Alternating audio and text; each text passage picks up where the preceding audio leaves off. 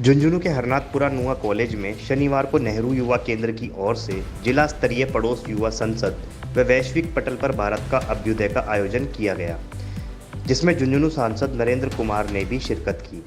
इस मौके पर युवाओं की देश के विकास को लेकर भागीदारी के लिए विशेष चर्चा की गई, तो वहीं जिला स्तरीय पड़ोस युवा संसद बनाकर पक्ष और विपक्ष का भी संवाद किया गया। इस मौके पर नेहरू युवा केंद्र अधिकारी श्रीमती मधु झुंझुनू, सांसद नरेंद्र कुमार, नेहरू युवा केंद्र द्वारा राष्ट्रीय पुरस्कार पाने वाले विजय हिंद से देश के विकास को लेकर चर्चा की और कहा कि अगर युवाओं की भागीदारी रही तो 2024 का नाम भारत के सुनहरे अक्षरों में लिखा जाएगा। अब ये जो हमारा अमृत काल जो चल रहा है, जो हम शताब्दी वर्ष मनाएंगे, हमें जब आज़ाद हुए 100 वर्ष हो जाएंगे, उसमें हम जब मनाएंगे तो हमारा भारत कैसा होगा। ये हमारा देश क्या कि युवाओं का देश है, किसानों का देश है। भारत में सबसे ज़्यादा युवाओं की संख्या है। जब तक युवा आगे नहीं बढ़ सकते, जब तक हमारे देश का विकास संभव नहीं है। तो हम युवाओं के लिए संसद रखी है। ये केंद्र सरकार द्वारा मोदी जी की स्कीम चलाई जा रही है कि देश जब शताब्दी वर्ष में पहुँचे तो प्रथम जो हमारा भारत के लिए सपना संजो कर रखा है कि भारत कैसा हो, उसको बनाने के लिए ये संसद रखी हुई है। इसमें युवाओं को हम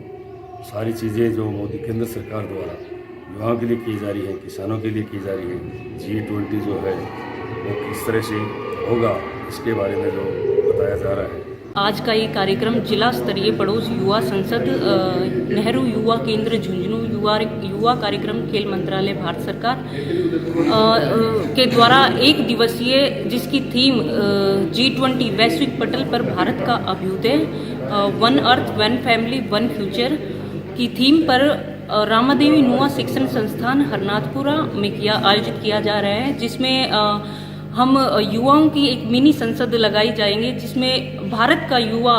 झुंझुनू डिस्ट्रिक्ट का युवा इस G20 जो भारत जिसकी अध्यक्षता कर रहा है उसके बारे में क्या सोचता है, उसके बारे में युवा अपने विचार रखेंगे। आज हम संपूर्ण विश्व के ऊपर जब एक युवा भारत और सामर्थ्यवान भारत की परिकल्पना कर रहे हैं, तो उस दौर में आने वाले आगामी 25 वर्ष जब हम बात करेंगे 2047 में कि जब भारत आज़ादी की 100वीं वर्षगांठ मनाएगा और आज हम आज़ादी के अमृत काल से स्वर्णिम काल की ओर अग्रसर हैं, तो उस समय सबसे अधिक इस विश्व भूपटल के ऊपर जो सबसे युवा राष्ट्र है वो भारत का राष्ट्र है। 60 करोड़ से अधिक युवाओं का जो भूखंड है वो भारत के अंदर समाहित है। तो उनका समन्वय एक दिशा में और एक दशा में राष्ट्र की प्रगति, उन्नति और समृद्धि में किस प्रकार हो, उसको मद्देनजर रखते हुए आज भारत सरकार के युवा कार्यक्रम एवं खेल मंत्रालय द्वारा ये जिला स्तरीय पड़ोस युवा संसद अपने नुआ के हरनाथपुरा श्री रामादेवी महिला महाविद्यालय में आयोजित किया जा रहा है, जिसमें हम युवाओं को वो दिशा और दशा प्रदान कर सकें कि यह आने वाला समय आपका है, आपकी जो दिशा और दशा होगी वही राष्ट्र की होगी। क्योंकि हमने देखा है कि 19वीं सदी ब्रिटेन की थी,